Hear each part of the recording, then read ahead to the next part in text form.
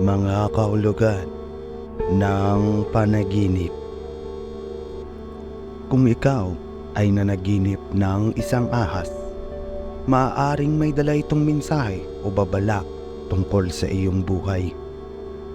Sa matandang paniniwala ng mga Pilipino, ang pananaginip ng ahas ay madalas na nagtataglay ng kahulugan ng pagtataksil o panlilinlang.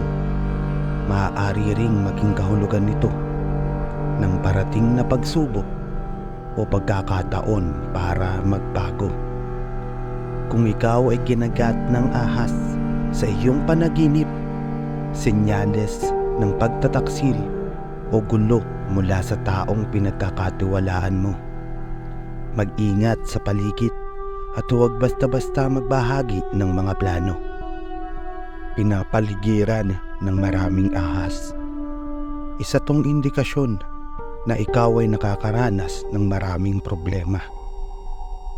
Mainam na suriin ang mga negatibong tao o bagay na nasa paligid. Kung kinakausap mo ang isang ahas sa panaginip, maaari itong isang gabay. Pakinggan ng mabuti ang kanyang mga sasabihin. Maaari itong babala o isang gantimpala.